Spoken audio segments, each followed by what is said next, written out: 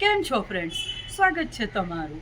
આજે હું બનાવું છું સ્પેશિયલ સિરપ સાથે ફ્રેશ ફ્રૂટ બાસ્કેટ. ચાલો શરૂ કરીએ.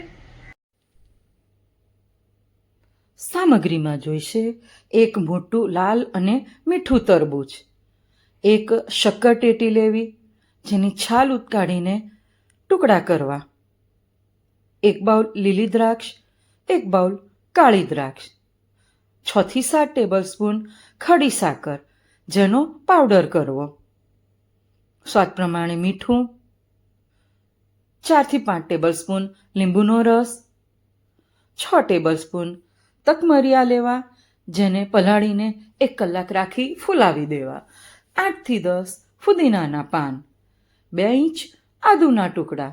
મિક્સર જારમાં પહેલાં ફુદીના પાન આદુના ટુકડામાં અડધો ગ્લાસ પાણી ઉમેરીને ક્રશ કરી લો અને ગાળીને તૈયાર રાખો. સ્પેશિયલ સિરપ બનાવવા માટે એક બાઉલમાં 1 ગ્લાસ પાણી લો, તેમાં ખડી સાકરનો ભૂકો પાવડર, સ્વાદ પ્રમાણે મીઠું, લીંબુનો રસ, ફુદીના આદુવાળું પાણી અને ફૂલાવેલા તકમરિયા ઉમેરો. બધું જ બરાબર મિક્સ કરો, હલાવી લો. તૈયાર છે આપણું સ્પેશિયલ સિરપ, જેને 6 થી 7 કલાક ફ્રીઝમાં રાખો અને એકદમ ઠંડુ થવા દો. તરબૂચને આપણે બાસ્કેટનો શેપ આપવાનો છે. પહેલાં ઉપરનું હેન્ડલ તૈયાર કરી દો.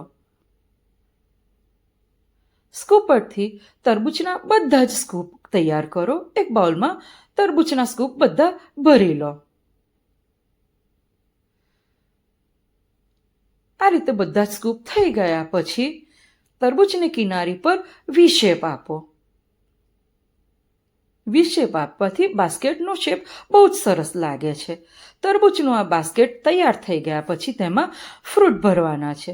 સૌથી પહેલાં તરબૂચ ઉમેરો, તેની ઉપર કાળી દ્રાક્ષ. હવે તૈયાર કરેલું આપણું ઠંડુ સિરપ છે તે ઉમેરો. સિરપ ઉમેર્યા બાદ શક્કરટેટીના ટુકડા, તેની ઉપર લીલી દ્રાક્ષ,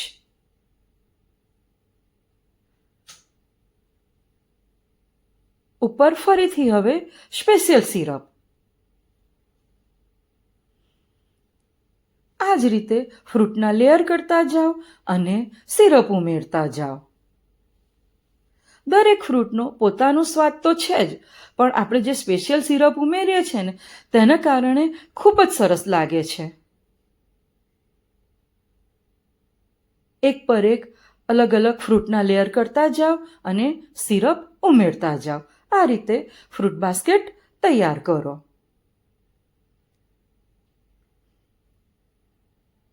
બાસ્કેટ તૈયાર થઈ ગયા પછી સૌથી ઉપર ફુદીનાના પાન અને ફૂલાવેલા તકમરિયાથી ગાર્નિશ કરો.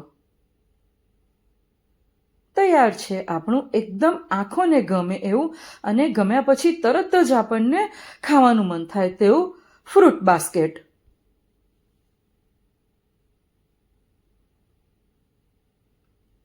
આવી જ રીતે શક્કરટેટીનો બાઉલ તૈયાર કરો. શક્કરટેટીના બાઉલમાં પણ દરેક ફ્રૂટના લેયર કરો અને ઉપર ફુદીનાના પાન અને તકમરિયાથી ગાર્નિશ કરો અને સિરપ પણ ઉમેરતા જાઓ. તૈયાર છે આપણું ફ્રૂટ બાસ્કેટ સ્પેશિયલ સિરપ સાથે.